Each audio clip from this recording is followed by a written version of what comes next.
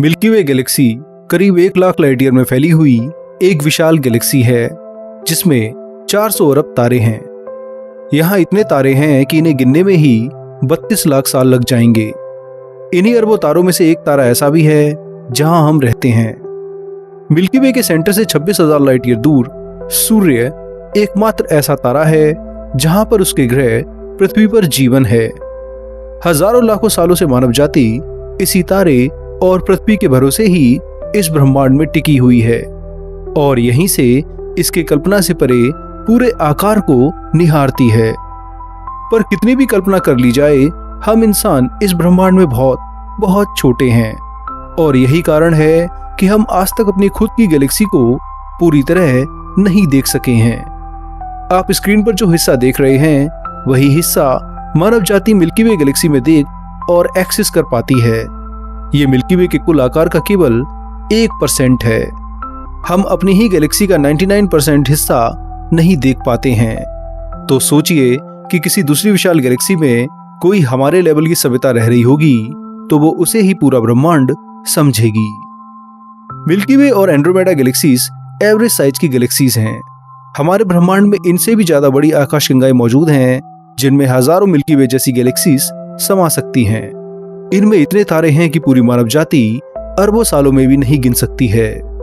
हमारे super computer तक इन तारों को काउंट करने में हैंग हो सकते हैं। इन महाविशाल के आकाशगंगाओं के आकार को अगर आप एक बार देखोगे तो आपके पक्का होश उड़ जाएंगे।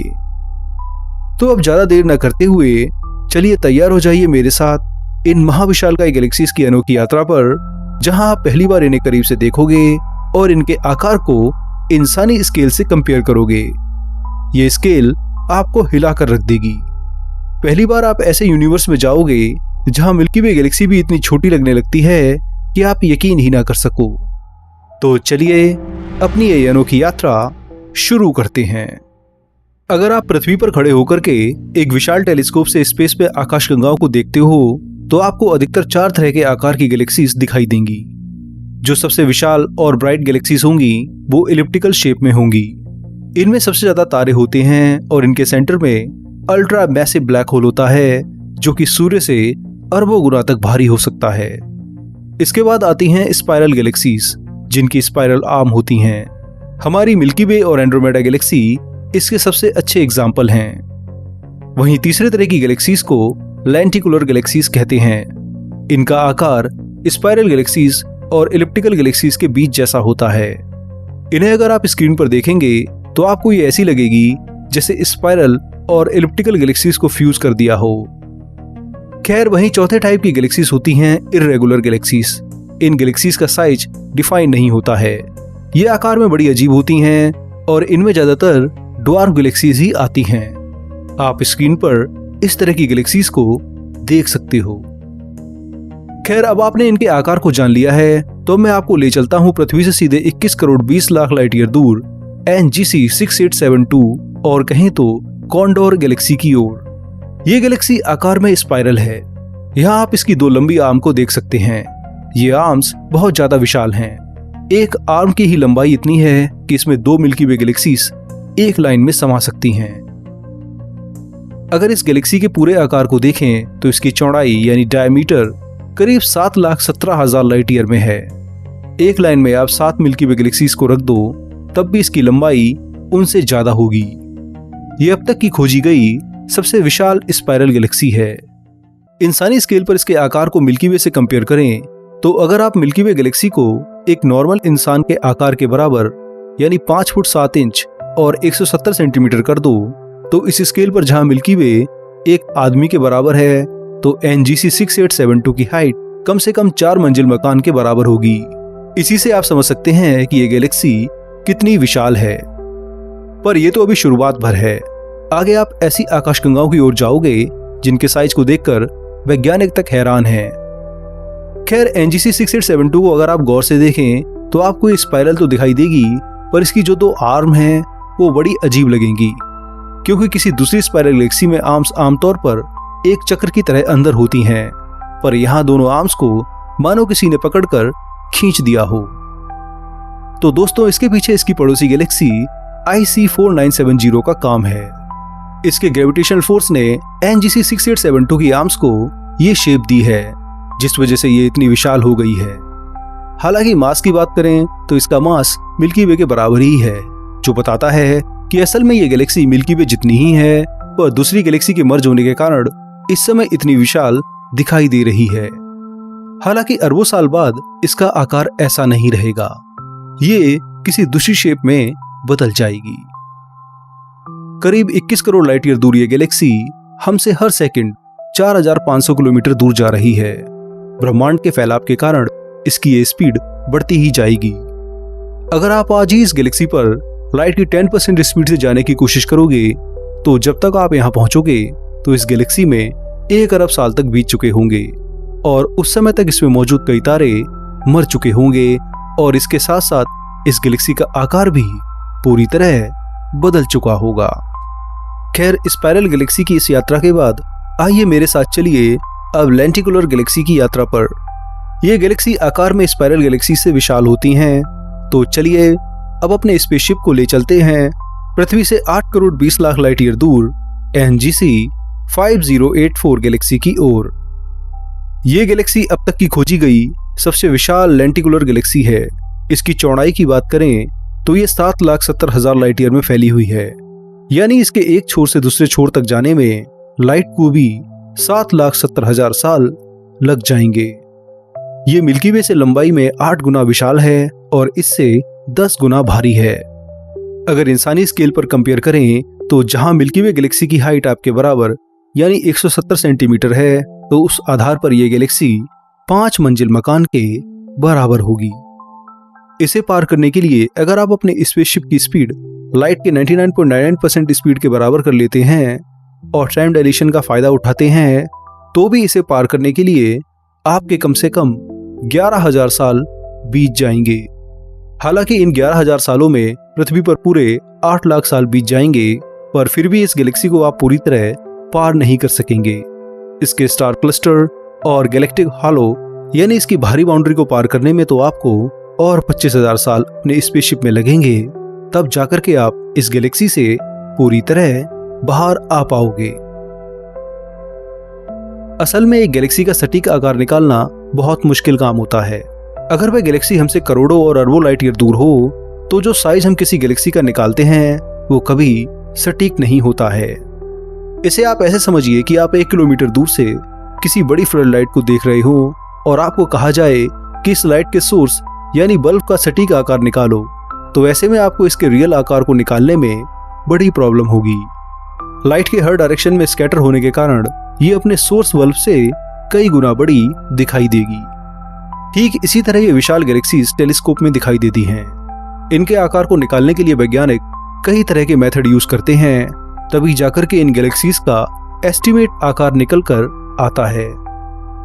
इसका सबसे अच्छा एग्जाम्पल पृथ्वी से 1 अरब 15 करोड़ लाइट ईयर दूर IC 1101 गैलेक्सी है, जिसे वैज्ञानिक पिछले 30 सालों से भी ज्यादा ब्रह्मांड की सबसे विशाल गैलेक्सी मानते थे और इसका आकार करीब 40 लाख लाइट ईयर निकालते थे।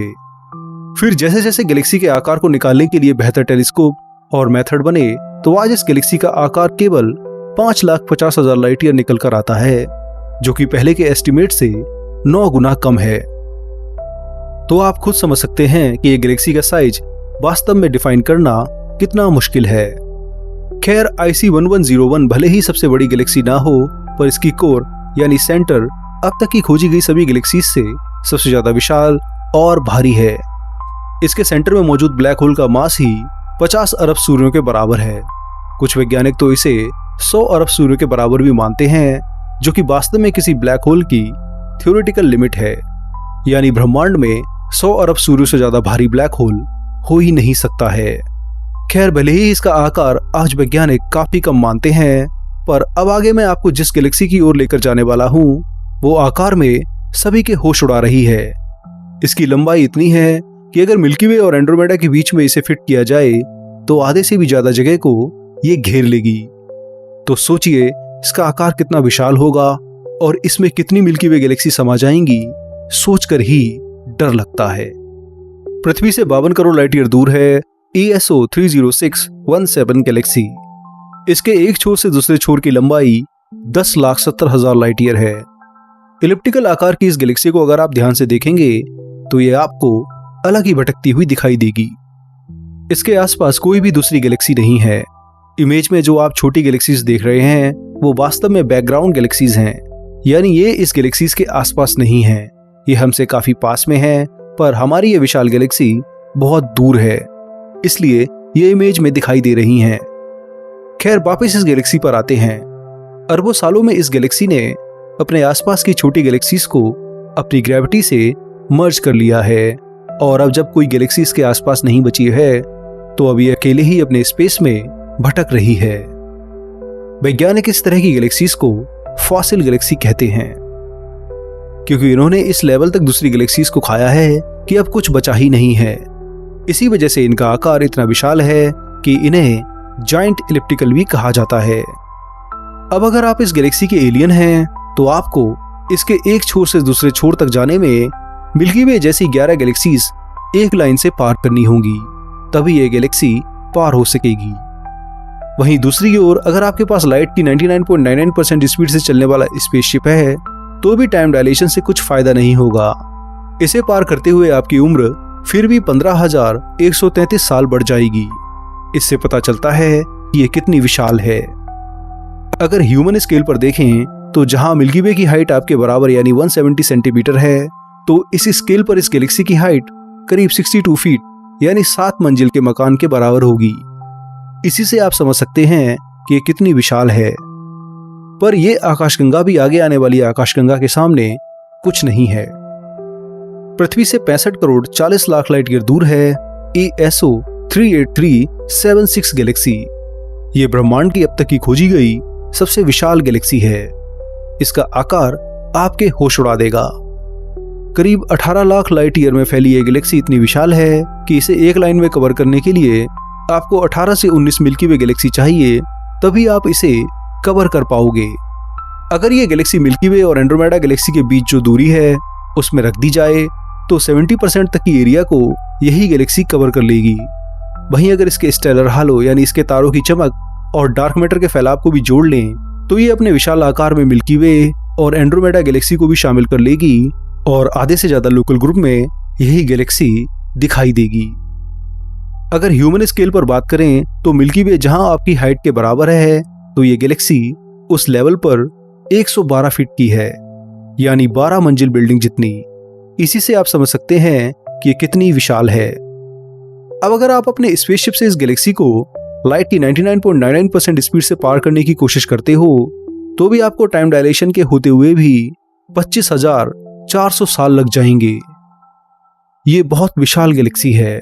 अगर इसकी वॉल्यूम की बात करें तो ये अपने इस आकार में 8,000 मिल्की वे गैलेक्सीज को समा सकती है। हालांकि इतनी विशाल गैलेक्सी होने के बाद भी इसके ब्लैक होल का मास IC 1101 गैलेक्सी के ब्लैक होल के मास से कम है। वैज्ञानिक इसके ब्लैक होल को कम से कम 20 अरब सूर्यों जितना भारी मानते हैं, जिससे पता चलता है कि यह गैलेक्सी भले ही आकार में IC 1101 से विशाल है, पर मास और तारों की गिनती में काफी पीछे है। इसलिए एक सेंस में आज भी ब्रह्मांड की सबसे बड़ी और भारी गैलेक्सी IC 1101 ही है। खैर, ESO 38376 गैलेक्सी हमसे लगातार 11,566 किलोमीटर पर सेकंड की स्पीड से दूर जा रही है। यह स्पीड लाइट की स्पीड की 4% है। पर यह बात सबसे हैरान करने वाली नहीं है। यूनिवर्स का एक्सपेंशन रेट लगातार बढ़ता है और जितनी ज्यादा दूरी होती है गैलेक्सी उतनी ही तेजी से हमसे दूर जाती है। जब यह गैलेक्सी हमसे 1 अरब लाइट ईयर दूर होगी तो इसकी रिसेशन वेलोसिटी यानी हमसे दूर जाने की स्पीड लगभग 21,000 किलोमीटर पर सेकंड हो जाएगी और फिर ये और तेजी से हमसे दूर जाती रहेगी। अगर हम आज लाइट की 99.99% स्पीड से चलने वाला स्पेसशिप इस गैलेक्सी की ओर भेजें तो हमें यहाँ जाने में 68 करोड़ साल लगेंगे, पर यहाँ तक जाने में आपके स्पेसशिप में 9 लाख साल बीत जाएंगे। खैर, ऐसा करना लगभग इम्पॉसिबल ही है। हम लाइट की स्पीड से चलने वाला स्पेसशिप फिलहाल नहीं बना सकते हैं, और अगर हमने बना भी लिया तो जब तक ये यहाँ तक पहुंचेगा तब तक ये गैलेक्सी हमसे और दूर हो जाएगी। अगर ये गैलेक्सी हमसे 1 अरब लाइट ईयर दूर हो गई तो ये हमसे 21,000 किलोमीटर पर सेकंड की स्पीड से दूर होती जाएगी और अगर ये 5 अरब लाइट ईयर दूर चली गई तो फिर ये हमसे 1,30,000 किलोमीटर पर सेकंड की स्पीड से दूर होती जाएगी और 10 अरब लाइट ईयर पर 2,40,000 किलोमीटर पर सेकंड की स्पीड से। इसलिए जो भी गैलेक्सी हमसे आज 10 अरब लाइट ईयर दूर जा चुकी है, हम उस पर अब कभी भी नहीं जा सकते हैं। अनंत काल तक भी यात्रा करें तो भी यूनिवर्स के लाइट की स्पीड से तेज एक्सपेंड होने के कारण आप कभी भी यहाँ नहीं पहुंच पाओगे। इसी वजह से हम आज ब्रह्मांड की 94% गैलेक्सीज पर कभी नहीं पहुंच सकते हैं। ये हमें जहां दिखाई देती हैं वहां से केवल वही लाइट हमें दिखाई दे रही है जो 13 अरब साल पहले इन गैलेक्सीज से निकली थी। अब ना जाने कितनी गैलेक्सीज ऐसी होंगी जो हमारी इस ESO 38376 जैसी महाविशालकाय गैलेक्सी से भी हजारों गुना बड़ी हों, पर हम उन्हें अब कभी भी नहीं देख सकते हैं। इसलिए फिलहाल हम इसी गैलेक्सी को ब्रह्मांड की सबसे बड़ी गैलेक्सी मानते हैं। आगे अगर कोई दूसरी विशाल गैलेक्सी मिलती है तो फिर वह इसकी जगह ले लेगी, पर ऐसा होने के चांस अब बहुत कम है, पर इम्पॉसिबल बिल्कुल नहीं है। खैर दोस्तों, इस वीडियो में इतना ही। यहाँ हमने ब्रह्मांड की सबसे विशाल गैलेक्सी की एक यात्रा की है और जाना है कि इसका आकार कितना विशाल है। अगर आपको ये वीडियो पसंद आई है तो जमकर कमेंट करें और साथ में इस वीडियो को लाइक और शेयर भी करें और साथ में चैनल को भी सब्सक्राइब करें। अब मैं आप लोगों से मिलूंगा अगले हफ्ते एक और मजेदार स्पेस वीडियो के साथ। तब तक के लिए नमस्कार, जय हिंद, आपका दोस्त शिवम।